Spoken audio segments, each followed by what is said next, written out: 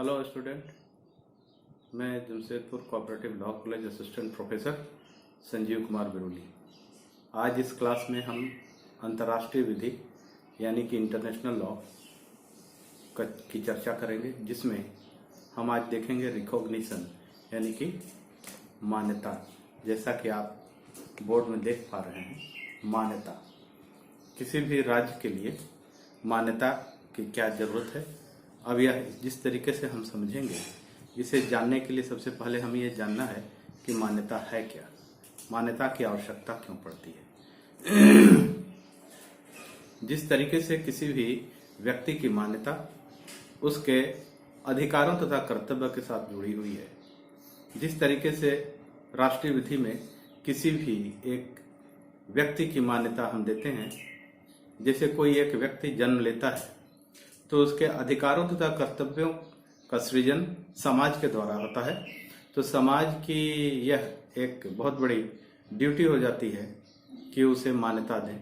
मान्यता का अर्थ यह है कि वह एक व्यक्ति है जिसे उसकी मान्यता जब दी जाती है तो यह एक गारंटीड होता है कि वह स्वस्थचित्त व्यक्ति है और वह राज्य के द्वारा या उस व्यक्ति के द्वारा जो उसे रिकॉग्नाइज कर रहा है, मान्यता दे रहा है, उसके सारे कर्तव्यों तथा अधिकारों को पालन करने के लायक हो जाता है। रिकॉग्निशन का अर्थ यही है। मोटा मोटी तरीके से हम समझें तो रिकॉग्निशन का अर्थ यही है। यही जब अंतर्राष्ट्रीय विधि में हम देखेंगे तो किसी एक राज्य की मान्यता के संदर्भ को हम यहाँ पर जानेंगे। राष्ट्रीय विधि में जिस तरीके से किसी एक व्यक्ति, चाहे वह लीगल पर्सन हो चाहे वह नेचुरल पर्सन हो, दोनों ही विषयों को यदि देखें तो दोनों ही संदर्भों को यदि देखें तो विषय का महत्व समान है। अर्थात अधिकार तथा कर्तव्यों का सृजन किसी भी व्यक्ति को मान्यता देने के उपरांत मिलता है, उस व्यक्ति को मिलता है तथा उस व्यक्ति को भी मिलता है जिस व्यक्ति ने वैसी मान्यता दी। जिस तरीके से राष्ट्रीय विधि में कोई एक व्यक्ति जब जन्म लेता है तब उसके मान्यता के लिए अनेक कार्य किए जाते हैं। उन अनेक कार्यों में जब नया बच्चा जन्म लेता है, अर्थात जन्म लेने के साथ ही अनेक चीजें उस बच्चे के साथ जुड़ जाती हैं। अर्थात वह किसका बच्चा है, किसका बेटा है या किस परिवार से वह संबंध रखता है, इन सारे चीजों का जो भी संबंध है या तो जो एक सूचना है वह दूसरों तक पहुंचे, यही एक कार्य है। अर्थात एक बच्चा जन्म लेता है तो जो सामाजिक संस्कार या तो कार्य किए जाते हैं, उसके द्वारा उस बच्चे का नामकरण होता है, वही मान्यता है। जैसे एक बच्चा जब जन्म लेता है, जन्म के उपरांत जो भी कार्यक्रम चाहे 6 दिन के बाद हो, छठियारी, या 21 दिन के बाद हो, कहीं कहीं पर 21 दिन या 6 दिन, अनेक तरह के जो भी संस्कार हैं सांस्कृतिक या तो सामाजिक, वो कार्य किए जाते हैं। वह जो कार्यक्रम होता है, उसके द्वारा जिन लोगों को भी वैसे कार्यक्रम में बुलाया जाता है, उस कार्यक्रम में उनका परिचय होता है। तो यह जो एक परिचय है, यह एक प्रकार का रिकॉग्निशन ही है, अर्थात मान्यता ही है कि यह जो एक बच्चा है नया जन्म, इसे आज के तारीख से इसका बेटा या तो इस परिवार का जो एक सदस्य है उसके रूप में मान्यता दी जाए। अर्थात लोग अपने जो भी अधिकार तथा कर्तव्य हैं उस बच्चे के प्रति समर्पित करेंगे और बच्चे का भी जो एक कर्तव्य तथा अधिकार है उसके साथ दूसरे जो भी व्यक्ति उसे रिकॉग्नाइज करेंगे उसके साथ वह जुड़ जाता है और यह एक मान्यता हो गई। अब यही एक मान्यता जिस तरीके से हम सामाजिक रूप में देख रहे हैं, जिस तरीके से हम राष्ट्रीय विधियों में देख रहे हैं, उसी का एक दूसरा रूप, जैसे एक महिला विवाह के उपरांत किसी के घर जाती है, दूसरे के यहाँ शादी होकर चली जाती है, तो विवाह का जो एक पूरा संस्कार है वह भी एक तरीके से मान्यता का ही रूप है।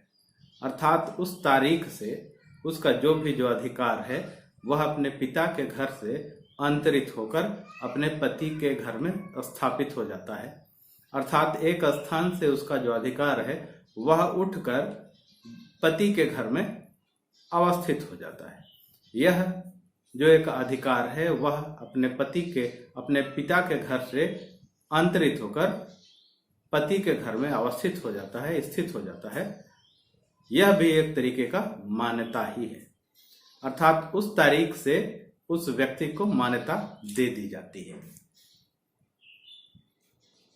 इस अंतरित होने के कार्य को यदि हम विधि के शब्दों में, अधिकारों के शब्दों में देखें या समझें तो यह इस तरीके से समझ सकते हैं कि जब तक किसी महिला की शादी नहीं होती है उसका अधिकार अपने पिता के घर में होता है, और जन्म के साथ उसका जो एक मान्यता है, रिकॉग्निशन है जो समाज देता है, साथ ही जो एक विधि भी देती है उसके पिता के घर में।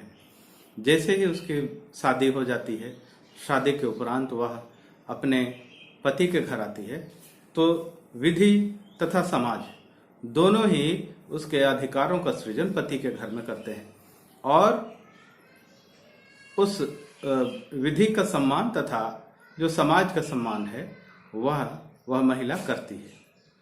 इसे ही एक तरीके से सामाजिक जो एक मान्यता है दिया गया कहा जाता है। अब जो एक महिला या तो किसी भी पुरुष की जो एक मृत्यु होती है, मृत्यु हो जाने के उपरांत स्वाभाविक सी बात है उसका जो सामाजिक कार्यक्रम के अनुसार उसे जो दफन कर दिया जाता है, उसके उपरांत उसके जो भी अधिकार हैं उन व्यक्तियों के प्रति या समाज के प्रति या विधि भी उस व्यक्ति का जो भी अधिकार है वह समाप्त कर देती है। यह भी एक तरीके का मान्यता ही है, अर्थात उस मृत्यु के उपरांत उस व्यक्ति का जो भी अधिकार है तथा जो भी कर्तव्य है या समाज का कर्तव्य है या तो समाज का अधिकार है वह समाप्त हो जाता है। उसके उपरांत कोई भी अधिकार सृजित नहीं होते। यह भी एक तरीके का मान्यता है। यह जो एक मान्यता प्रदान किया गया है समाज के द्वारा, इसका लीगल कंसिक्वेंसेज उन सारे व्यक्तियों के साथ भी रहता है, वाइस वर्सा होता है, एक दूसरे के प्रति रहता है।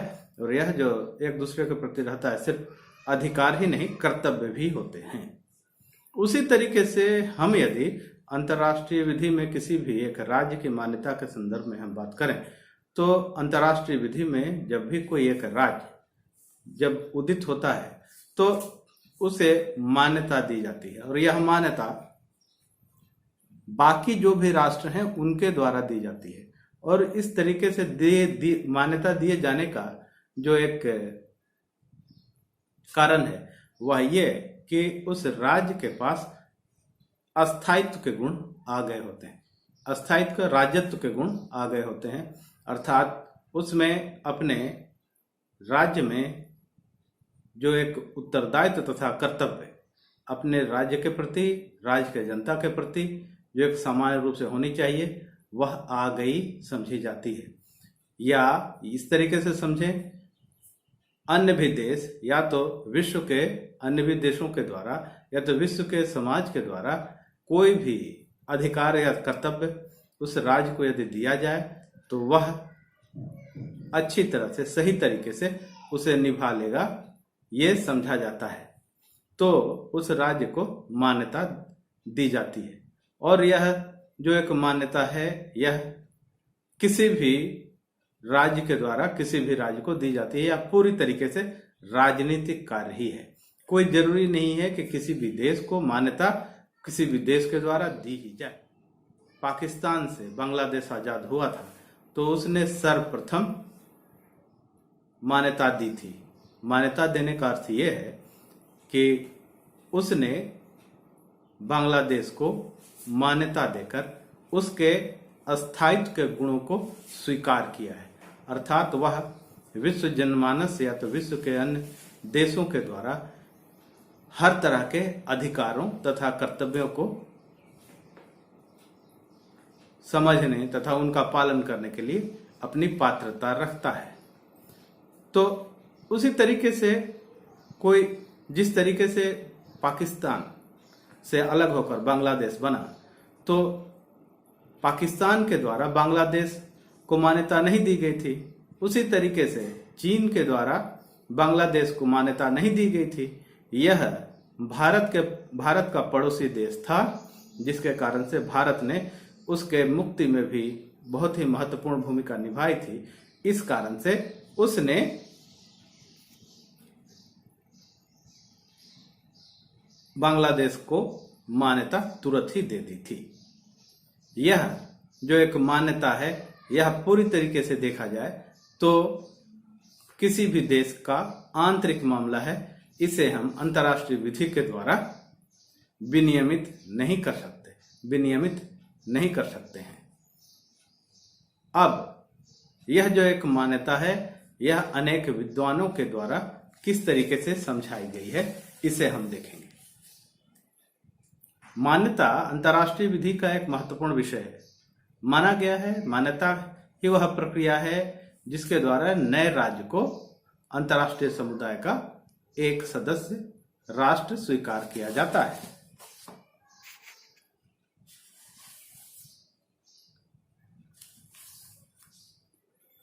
आधुनिक युग में मान्यता का महत्व और भी बढ़ गया है।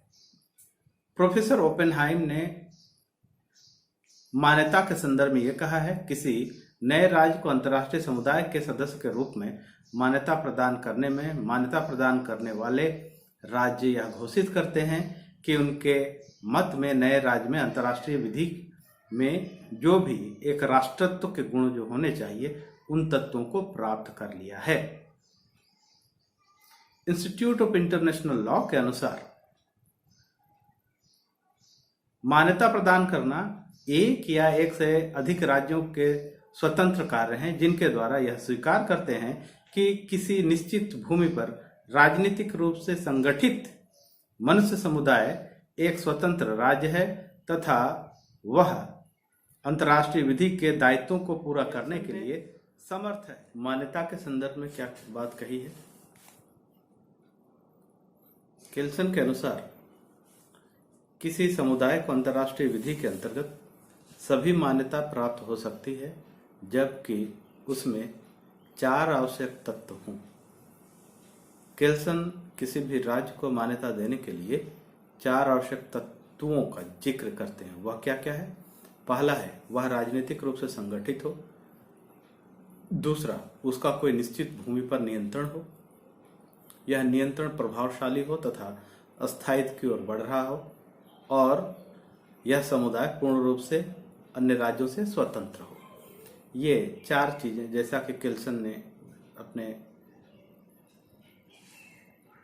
परिभाषा में बताई है, इन सारे चीजों को वर्तमान में भी देखा जाए तो किसी भी देश के लिए ये जरूरी चीजें हैं, जैसे कि वह राजनीतिक रूप से संगठित होना चाहिए। दूसरा, उसका कोई निश्चित भूमि पर नियंत्रण होना चाहिए।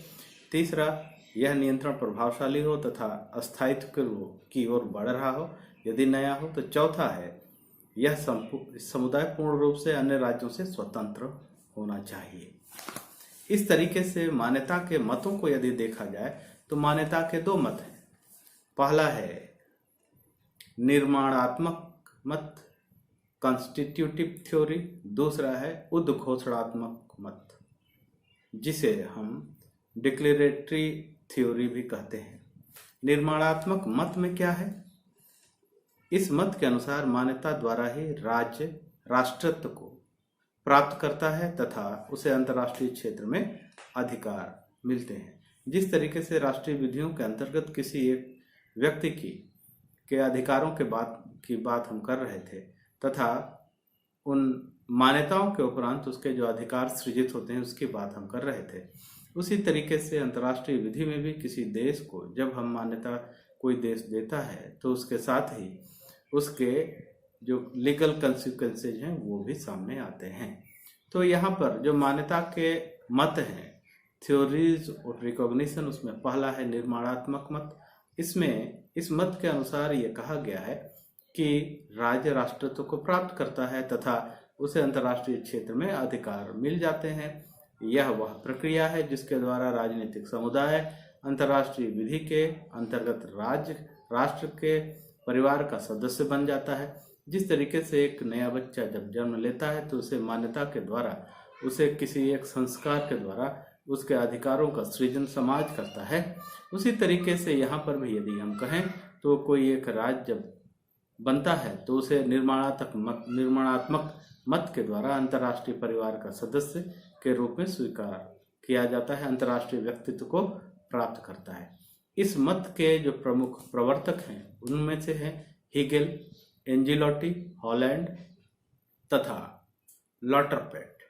ओपेनहाइम के अनुसार केवल मान्यता द्वारा ही कोई राज्य अंतर्राष्ट्रीय व्यक्तित्व को प्राप्त करता है, अतः निर्माणात्मक मत के अनुसार राजनीतिक समुदायों द्वारा राष्ट्रत्व को प्राप्त होता है तथा अंतर्राष्ट्रीय विधिक प्रणाली में भाग लेना तभी संभव है जब उन्हें स्थापित राज्य द्वारा मान्यता दी जाती है। हॉलैंड भी निर्माणात्मक मत के ही समर्थक हैं। उनके अनुसार मान्यता राज्य को जब वह मैच्योर हो जाता है, परिपक्व हो जाता है, तथा जब किसी राज्य को मान्यता प्रदान नहीं होती है तो जब वह मैच्योर हो जाता है तब उसे प्रदान की जाती है। जब तक किसी राज्य को मान्यता प्रदान नहीं होती है वह राज्यों के परिवार के सदस्य के रूप में अधिकार प्राप्त नहीं करता है, अर्थात उसके लिए जैसा कि ये कहते हैं कि मान्यता दी जानी चाहिए। लॉटरपेट क्या कहते हैं? लॉटरपेट क्या कहते हैं? निर्माणात्मक मत के ये भी समर्थक हैं। राज्य के अभ्यास के अनुसार तथा ठोस कानूनी सिद्धांत के अनुसार उचित प्रतीत होता है, परंतु अभ्यास में यह देखा जाता है कि उद्घोषणात्मक मत को अधिकतर राज्यों ने स्वीकार किया है। इस विषय में लॉटरपेट का मत यह भी है कि पुरानी धारणा की मान्यता केवल राजनीतिक कार्य है, इसकी प्रक्रिया के रूप में राज्य उद्घोषणात्मक मत को स्वीकार करते हैं। लॉटरपेट के मत में हर राज्य का यह एक कानूनी कर्तव्य है। यहाँ पर लॉटरपेट यह कहते हैं कि हर राज्य का एक कानूनी कर्तव्य है कि जब किसी समुदाय में राष्ट्रत्व के आवश्यक तत्व मौजूद होते हैं तो उसे मान्यता प्रदान करें। लॉटरपेट यह कहते हैं कि किसी भी राज्य में जब वे सारे कानूनी तत्व आ जाते हैं तो कानूनी कर्तव्य यह है कि कोई भी एक जो राष्ट्र है उसे मान्यता प्रदान कर दे। लेकिन यहाँ पर निर्माणात्मक मत की भी आलोचना की गई है। विधि शास्त्रियों ने निर्माणात्मक मत की आलोचना की है। लॉटरपेट का यह कहना है कि राज्य का यह कानूनी कर्तव्य है कि वे ऐसे राज्य को मान्यता प्रदान कर दें जिसमें राष्ट्रत्व के आवश्यक तत्व हों। यह अच्छा नहीं लगता, उचित प्रतीत नहीं होता। राज्य व्यवहार में ऐसा नहीं है, राज्य व्यवहार में ऐसा नहीं करते हैं। एडवर्ड कॉलिंस के अनुसार राज्य के व्यवहार से पता चलता है कि यद्यपि बहुत बार राज्य ऐसे राज्यों तथा सरकारों को मान्यता प्रदान कर देते हैं जिनमें राष्ट्रत्व के गुण हैं, परंतु उन्होंने ऐसे कानूनी नियमों के प्रति अपनी सहमति नहीं प्रकट की है जिनके द्वारा उनके ऊपर ऐसा करने का दायित्व हो। अर्थात अंतर्राष्ट्रीय विधि में ऐसा कोई दायित्व नहीं है कि कोई भी एक राज्य किसी भी देश को वैसा मान्यता प्रदान करे। निर्माणात्मक मत में कुछ और भी दोष हैं। इस मत के अनुसार जिस राज्य को मान्यता नहीं मिलती है उसे अंतर्राष्ट्रीय विधि में ना तो कोई अधिकार और ना ही उत्तरदायित्व होते हैं। अर्थात किसी भी देश को जब कोई एक देश मान्यता देता है, यदि वो नहीं देता है तो उसके अधिकार तथा कर्तव्य सृजित हो ही जाते हैं। यदि नहीं देता है तब की क्या स्थिति होती है? यहाँ पर यह कहा जा रहा है कि निर्माणात्मक मत के अनुसार उसके कोई अधिकार तथा कर्तव्य नहीं होती है। उसे अंतर्राष्ट्रीय विधि में ना तो कोई अधिकार मिलते हैं ना ही कर्तव्य मिलते हैं जिस तरीके से राष्ट्रीय विधि में है। यह बहुत ही बेतुका सुझाव भी है। ओपेनहाइम के पुस्तक के 9th एडिशन में यह मत स्पष्ट किया गया है कि यह मत नहीं है कि केवल मान्यता के माध्यम से ही कोई नया राज्य अंतर्राष्ट्रीय समुदाय का सदस्य हो सकता है। अब यह भली भांति स्वीकार किया जाता है कि राज्यों के अलावे गैर राज्य इकाइयाँ, व्यक्तियों आदि पर भी अंतर्राष्ट्रीय विधि लागू होती है। पहले तक जो भी पारंपरिक रूप से जो अंतर्राष्ट्रीय विधि की संकल्पना की गई थी, उसमें सिर्फ और सिर्फ राज्यों की ही बात की गई थी। लेकिन वर्तमान परिवेश में यदि देखें तो अंतर्राष्ट्रीय विधि में गैर राज्य इकाइयां तथा राज्य भी प्रत्यक्ष या अप्रत्यक्ष तौर पर अंतर्राष्ट्रीय विधि के विषय हैं। यदि यह मान लिया जाए कि बिना मान्यता के किसी राज्य को अंतर्राष्ट्रीय विधि में कोई अधिकार प्राप्त नहीं है, तो यह स्पष्ट नहीं होता है कि उस दशा में क्या होगा जब किसी नए राज्य को कुछ राज्य तो मान्यता प्रदान कर दें और बाकी न करें। चीन तथा बांग्लादेश इसके उदाहरण हैं। चीन को बहुत समय तक अमेरिका तथा अन्य पश्चिमी देशों ने मान्यता नहीं दी थी। यद्यपि चीन में राष्ट्रत्व के सभी आवश्यक तत्व मौजूद थे, यह कहना कि चीन को अंतर्राष्ट्रीय विधि के अंतर्गत अधिकार प्राप्त नहीं थे उचित नहीं होगा। यदि इसी प्रकार बांग्लादेश को प्रारंभ में भारत तथा कुछ और देशों ने मान्यता प्रदान की थी, परंतु कुछ पश्चिमी राज्यों ने काफी समय तक बांग्लादेश को मान्यता नहीं दी थी। कुछ लोगों ने ओपेनहाइम का नाम गलत ही निर्माणात्मक मत मानने वालों की कोटि में रखा है। वास्तव में ओपेनहाइम ने स्वीकार किया है कि मान्यता निर्माणात्मक तथा उद्घोषणात्मक दोनों ही प्रकृति के हैं, दोनों ही हैं। उनके अनुसार यह एक ओपेनहाइम बहुत ही विकासशील एक तथ्य का प्रकट यहाँ पर करते हैं। उनके अनुसार विद्यमान तथ्य की उद्घोषणा करती है तथा प्रकृति में निर्माणात्मक है। उनके अनुसार, ओपेनहाइम के अनुसार, यह एक विद्यमान तथ्य की उद्घोषणा करती है। विद्यमान एक तथ्य है, किसी भी राज्य में उसके राष्ट्रत्व के गुण हैं, अर्थात वह अंतर्राष्ट्रीय विधि में जो भी दूसरे देश हैं उनके द्वारा जो भी कर्तव्य दिए जाएं उनका पालन, उनका अनुपालन, उन्हें मानने में वह सक्षम है। तथा इसके साथ ही यह भी कहता है कि यह उद्घोषणा करती है तथा प्रकृति में यह निर्माणात्मक है, अर्थात यह निर्माण करती है, निर्माणात्मक है। कोई एक राज्य का निर्माण होता है, उसकी घोषणा करता है। अब नेक्स्ट जो है उद्घोषणात्मक मत क्या है? इस मत के अनुसार राष्ट्रत्व या किसी नए राज्य की सत्ता मान्यता से पहले ही उपस्थित रहती है। अर्थात उद्घोषणात्मक मत में यह बात कही गई है कि कोई भी देश पहले ही उदित हुआ होता है, उसमें राष्ट्रत्व के गुण पहले से ही मौजूद होते हैं तथा वह मान्यता से स्वतंत्र होती है। अर्थात वह पहले ही राष्ट्रत्व के गुण प्राप्त किए हुए होता है, उसे मान्यता दें या ना दें, लेकिन वह स्थायित्व गुणों से परिपूर्ण होता है। इस मत के अनुसार मान्यता एक औपचारिक अभिस्वीकृति मानी गई है। अर्थात उद्घोषणात्मक मत के अनुसार किसी भी देश को मान्यता देना एक औपचारिक अभिस्वीकृति है कि कोई भी देश उस देश को मान्यता दे दिया है, जिसके द्वारा एक स्थापित राज्य को स्वीकार किया जाता है। स्थापित राज्य को स्वीकार करने की बात उद्घोषणात्मक मत में की गई है।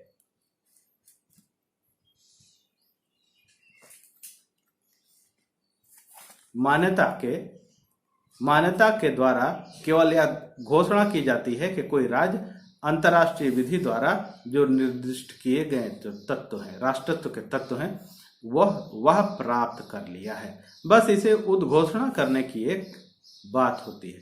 इस मत को मानने वाले विधिशास्त्रियों में अर्थात उद्घोषणात्मक मत को मानने वाले विधिशास्त्रियों में हॉल, वेगनर, पिट कॉबेट तथा फिशर प्रमुख है। प्रोफेसर हॉल के अनुसार कोई भी राज्य के परिवार का सदस्य अधिकार के रूप में, राज्यों के परिवार का सदस्य अधिकार के रूप में, अर्थात जो अधिकार उसे मिलता है अधिकार के रूप में तब बन जाता है जब उसने राष्ट्रत्व को प्राप्त कर लिया है। ऐसा हॉल, प्रोफेसर हॉल का कहना है। पिट कॉबेट का क्या कहना है? पिट कॉबेट के अनुसार यह एक तथ्य तथा वास्तविकता का विषय है। उनके अनुसार यदि किसी राजनीतिक समुदाय में वास्तव में राष्ट्रों के आवश्यक तत्व हैं तो औपचारिक मान्यता उसके अंतर्राष्ट्रीय विधि के अधिकार तथा उत्तरदायित्व प्राप्त करने की एक आवश्यक शर्त नहीं होगी, ये कहा गया है। लेकिन उद्घोषणात्मक मत की भी आलोचना की जाती रही है। अब इसकी जो आलोचना है वह किस तरीके से की गई है? उद्घोषणात्मक मत की भी आलोचना की जाती रही है। यह कहना कि मान्यता केवल उद्घोषणात्मक कार्य है पूर्णतया उचित प्रतीत नहीं होता। यद्यपि यह सत्य है कि राज्य इस मत को अधिक मानते हैं। वास्तव में जब किसी राज्य को मान्यता प्रदान की जाती है तो यह एक उद्घोषणात्मक कार्य होता है, परंतु मान्यता प्रदान करने के बाद उसके कुछ प्रभाव ऐसे होते हैं जिन्हें निर्णयात्मक प्रकृति का कहा जाता है। अब ये जो दो मत यहाँ पर बताए गए हैं, एक निर्माणात्मक, दूसरा उद्घोषणात्मक, इसके साथ ही मान्यता के प्रकार को यदि हम देखें तो मान्यता के प्रकार इस प्रकार से हैं। दो प्रकार के मान्यताओं के मत की बात यहाँ पर की गई है। वह ये है तथ्यहीन मान्यता, डिफेक्टो रिकॉग्निशन, तथा दूसरा है विधिता मान्यता या डिजोरे रिकॉग्निशन। राज्यों के अभ्यास से यह लगता है कि राज्य बहुत बार प्रथम चरण में विधि मान्यता प्रदान नहीं करते, अर्थात डिजोरे रिकॉग्निशन प्राथमिक तौर पर नहीं करते। यह प्रथम चरण में तथ्यहीन मान्यता डिफेक्टो रिकॉग्निशन प्रदान करते हैं, और जब वैसे राज्यों को यह लग जाता है कि इस राज्य में उसके राष्ट्रत्व के गुण अस्थायी रूप से बैठ गए हैं, प्राप्त कर लिए हैं, तब उन्हें विधिता मान्यता या डिजोरे रिकॉग्निशन दिया जाता है। अब यहाँ पर तथ्यहीन मान्यता तथा विधिता मान्यता क्या है, इसकी हम चर्चा करेंगे।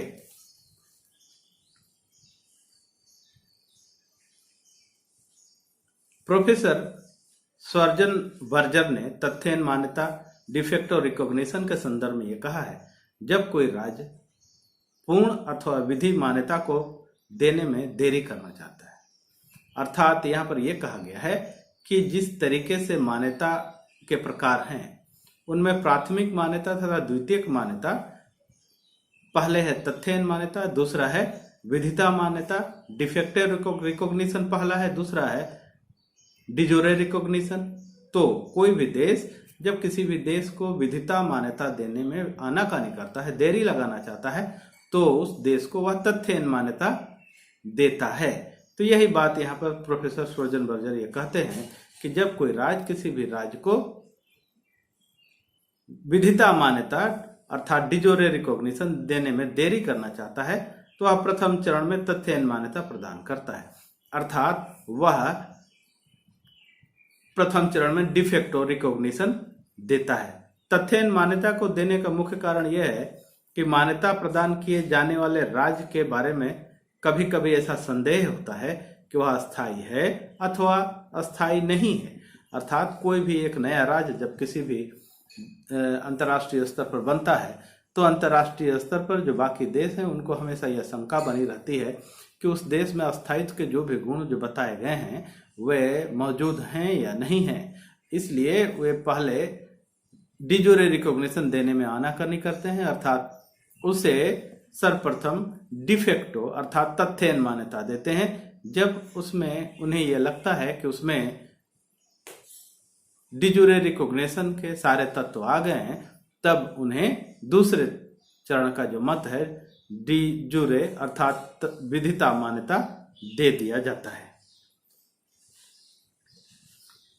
इसके अतिरिक्त कभी कभी यह भी कारण हो सकता है कि मान्यता प्रदान किए जाने वाला राज्य अपनी प्रमुख समस्याओं को तय करने से इनकार कर दे।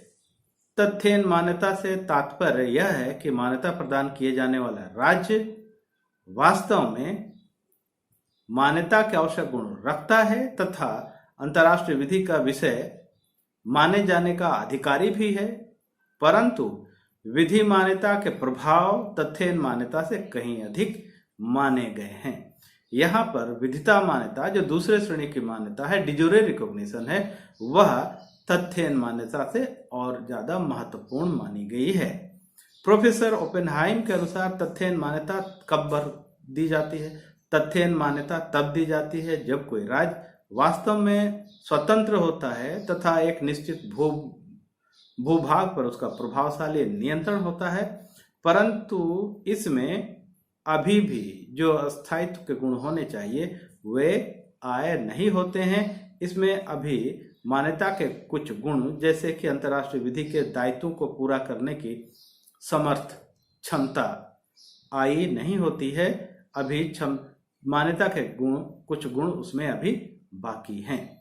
उदाहरण के लिए यदि देखा जाए तो रूस की सरकार को अमेरिका तथा अन्य देशों ने कई वर्षों तक, रूस की सरकार के संदर्भ में यहाँ पर कहा गया है कि अमेरिका तथा अन्य देशों ने कई वर्षों तक विधि मान्यता डिजोरे रिकॉग्निशन नहीं दी थी, क्योंकि उनके मत में रूस में अंतर्राष्ट्रीय विधि के दायित्वों को पूरा करने की इच्छा तथा समर्थ नहीं थी। ये जो अमेरिका के द्वारा रूस को मान्यता नहीं दिए जाने अर्थात डिजोरे रिकॉग्निशन या विधिता मान्यता नहीं दिए जाने के पीछे का जो कारण है वह पूरी तरह से कूटनीतिक आधारों पर बनाई गई मान्यता समझी जा रही है, क्योंकि यहाँ पर अमेरिका का ऐसा मानना है कि अंतर्राष्ट्रीय दायित्वों को पूरा करने की जो एक क्षमता होनी चाहिए वह अभी तक रूस में नहीं आई थी। इस कारण से उसने डिजोरे रिकॉग्निशन अभी तक नहीं दी थी, डिफेक्टो रिकॉग्निशन ही दी थी। इसी आधार पर चीन को भी बहुत सारे देशों ने काफी समय तक सिर्फ और सिर्फ तथ्य मान्यता दी थी। उसी तरीके से यदि देखे जाए तो लाटरपैट के अनुसार तथ्य मान्यता देने वाले राज्यों की यह इच्छा प्रकट होती है कि वह बिना राजनयिक संबंध स्थापित किए मान्यता दिए जाने वाले राज्य के साथ अपने संबंध स्थापित करना चाहते हैं। यहाँ पर जो एक बहुत ही जो महत्वपूर्ण एक तथ्य है वह यहाँ पर बताया जा रहा है वो ये लाटरपैट के अनुसार तथ्य मान्यता देने वाले राज्यों की इच्छा प्रकट होती है कि वह बिना राजनीतिक संबंध स्थापित किए मान्यता दिए जाने वाले राज्य के साथ अपने संबंध स्थापित करना चाहते हैं, अर्थात उस देश के साथ संबंध बिना राजनयिक संबंध स्थापित करने की एक बात यहाँ पर लाटरपैट के द्वारा बताई जा रही है। कहा जाता है कि तथ्य मान्यता अंतरिम होती है। तथ्य मान्यता अर्थात प्राथमिक चरण की जो मान्यता है वह अंतिम होती है। क्यों होती है इसे हम यहाँ पर भी उसकी चर्चा करेंगे। यदि कुछ समय के अंदर तथ्य मान्यता के दूसरे तथ्यों की पूर्ति नहीं होती, अर्थात किसी भी देश में जो स्थायित्व के गुण होने चाहिए वो नहीं आते हैं, तब की एक बात कह रहा है। यदि कुछ समय के अंदर मान्यता के दूसरे तथ्यों की पूर्ति नहीं हो जाती है तो वह वापस हो सकती है, परंतु यह बात पूर्णतः उचित नहीं होती। अर्थात किसी भी देश में जब आंशिक रूप से भी स्थायित्व के गुण आ जाते हैं, स्वाभाविक सी बात है आज के संदर्भ में भी यदि देखें तो प्रत्येक देश अपने आप में अपने जो आवश्यकताएं हैं उनको पूरा करने के लिए स्वतः सक्षम नहीं होता है। उसके लिए उसे हमेशा ही बाकी दुनिया के देशों से संपर्क और अनेक तरीके के जो भी संबंध हैं उन्हें बनाया जाना उनके लिए जरूरी जान पड़ता है। तथ्य मान्यता, और यह जो एक मान्यता है इन्हीं सारे कूटनीतिक कारणों से बनाने की एक मजबूरी भी रहती है। तथ्य मान्यता तभी प्रदान किया जाता है जब नए राज्य में राष्ट्रत्व के गुण आ जाते हैं। तथ्य मान्यता तभी प्रदान किया जाता है नए राज्य में राष्ट्रत्व के गुण आ जाते हैं, अर्थात प्राथमिक चरण के जो एक गुण किसी भी देश में राष्ट्रत्व के आ जाते हैं तब उस देश को तथ्य मान्यता दे दी जाती है। जब तक ऐसे राज्यों में राष्ट्रत्व के गुण रहते हैं मान्यता की वापसी विधि में अर्थहीन होती है। जब तक ऐसे राज्य में राष्ट्रत्व के गुण रहते हैं, मान्यता की वापसी विधि में अर्थहीन है। अब यहाँ पर दूसरे मान्यता की बात यदि कहें तो विधिता मान्यता, डिजोरे रिकॉग्निशन। यद्यपि मान्यता तब प्रदान की जाती है जब कि मान्यता प्रदान करने वाले राज्य के अनुसार मान्यता दिए जाने वाले राज्य या उसकी सरकार, मान्यता दिए जाने वाले राज्य तथा सरकार दोनों को मान्यता, दोनों ने सभी आवश्यक जो गुण हैं अंतर्राष्ट्रीय समुदाय के द्वारा जो भी कर्तव्य दिया जाता है उसको मानने के लिए उनमें वह शक्ति, वह जो एक दायित्व बोध है वह आ जाता है, अर्थात अंतर्राष्ट्रीय समुदाय का एक सदस्य बनने योग्य हो जाता है, तब उसे डिजोरे रिकॉग्निशन दे दी जाती है।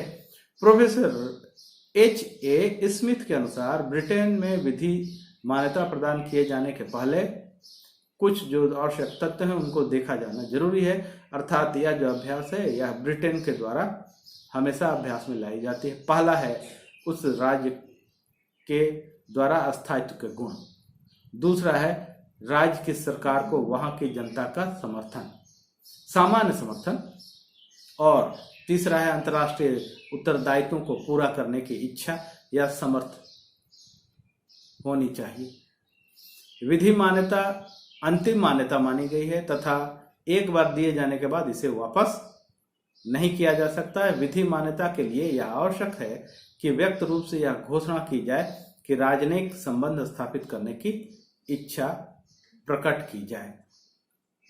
अब इस तरीके से ये जो दो मान्यताएं हैं, तथ्यहीन मान्यता तथा विधिता मान्यता, डिफेक्टो रिकॉग्निशन तथा डिजोरे रिकॉग्निशन। अब यहाँ पर नेक्स्ट हम जो इसमें देखेंगे तथ्यहीन मान्यता तथा विधिता मान्यता में अंतर।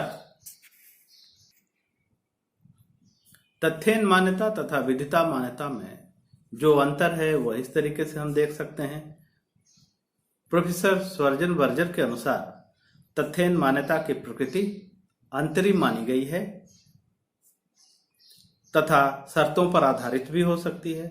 दूसरी ओर विधिता मान्यता पूर्ण होती है तथा बिना किसी शर्त के होती है। प्रोफेसर ओपेनहाइम ने इसके संदर्भ में यह कहा कि मान्यता प्रदान किए जाने वाले राज्य के अंतरिम विधायनी तथा अन्य कार्यों का संबंध है। न्यायालय तथ्यहीन तथा विधिता मान्यता में कोई अंतर नहीं मानते। लूथर बनाम सागोर 1921 का केस है के बाद में भी यह निर्णय दिया गया है कि तथ्यहीन मान्यता की मान्यता प्रदान किए जाने वाले राज्य के आंतरिक कार्यों के मामले में विधिता तथा तथ्यहीन मान्यता में कोई अंतर नहीं है। लूथर बनाम सागोर के केस में कहा गया है कि तथ्य मान्यता दिए जाने के संदर्भ में जो अंतरिम कार्यों के मामले में विधिता मान्यता तथा तथ्यहीन मान्यता में कोई अंतर नहीं स्पष्ट किया गया है, अर्थात कोई अंतर नहीं है। बैंक ऑफ इथियोपिया बनाम National Bank of Egypt and लिकोरी, यह एक केस है 1937 का। इसके संदर्भ में दोनों तथ्यहीन मान्यता विधिता मान्यता के अंतर्गत जो बातें बताई गई हैं वह इस तरीके से हैं। इस वाद में एबिसिनिया पर इटली की सरकार को तथ्यहीन मान्यता प्रदान की गई थी। इंग्लैंड ने एबिसिनिया पर इटली की सरकार को तथ्यहीन मान्यता प्रदान की थी। प्राथमिक चरण का जो मान्यता है वह दी थी। इटली सरकार ने अपने आदेश द्वारा बैंक की समाप्ति करने हेतु एक लिक्विडेटर परिसमापक को नियुक्त किया था। क्योंकि इंग्लैंड ने एबिसिनिया के क्षेत्र में इटली को तथ्यहीन मान्यता दी थी, यह टेक्निकल चीज है, इसे समझिए। अतः इंग्लैंड के न्यायालय ने इटली की सरकार के उपर्युक्त आदेश को उचित माना तथा लागू किया। अतः इंग्लैंड के न्यायालय ने इटली की सरकार के उपर्युक्त आदेश को उचित माना तथा लागू किया। तथ्यहीन मान्यता तथा विधिता मान्यता में एक अंतर यह है कि तथ्यहीन मान्यता में औपचारिक रूप से राजनयिक संबंध स्थापित नहीं होते। राजनयिक संबंध विधिता मान्यता द्वारा ही स्थापित होते हैं। विधि शास्त्रियों का मत है कि जहां तक दोनों प्रकार की मान्यताओं के विषय में विधि में प्रभाव का संबंध है, उनमें कोई अंतर नहीं है। विलियम डब्ल्यू बिशप के अनुसार यदि कोई अंतर है तो वह राजनयिक है, ना कि कानूनी, अर्थात दोनों में कोई अंतर नहीं है। प्रोफेसर केल्सन के अनुसार कानूनी दृष्टिकोण से तथ्यहीन तथा विधिता मान्यता में अंतर नहीं है, अर्थात दोनों में कोई भी अंतर है तो वह महत्वहीन है। अंतर्राष्ट्रीय विधि के किसी भी संहिताकरण में इस अंतर का कोई महत्व नहीं होगा, ऐसा प्रोफेसर केल्सन का मानना है। फेनविक तथा लॉटरपैट के अनुसार विधिता मान्यता तथा तथ्यहीन मान्यता में कुछ अंतर हैं। उनके अनुसार, फेनविक तथा लेटरपैट के अनुसार, जो दो विद्वान हैं जो अंतर्राष्ट्रीय विधि में जो तथ्यहीन मान्यता तथा विधिता मान्यता में अंतर की बात करते हैं, तो वो कुछ अंतर की बात यहाँ पर गिनाते भी हैं। उनके अनुसार उत्तराधिकार के मामले में विधि मान्यता प्राप्त राज्य को ही उत्तराधिकारी माना जाएगा, परंतु कुछ वर्षों में निर्णीत वादों में इस मत को नहीं माना गया। अब प्रोफेसर कोकरन के अनुसार उत्तराधिकार के दायित्व विधि मान्यता तथा तथ्यहीन मान्यता के समान होते हैं, और यह कहना कि उत्तराधिकार के अधिकारों के मामले में अंतर है उचित नहीं होगा। अतः यह स्पष्ट है कि तथ्यहीन तथा विधिता मान्यता में कोई अंतर है तो वह राजनीतिक अंतर है। विधि मान्यता में राजनीतिक संबंधों की स्थापना हो सकती है, विधिता मान्यता में राजनीतिक संबंधों की स्थापना स्वाभाविक सी बात है हो सकती है, परंतु तथ्यहीन मान्यता में औपचारिक संबंध नहीं होते।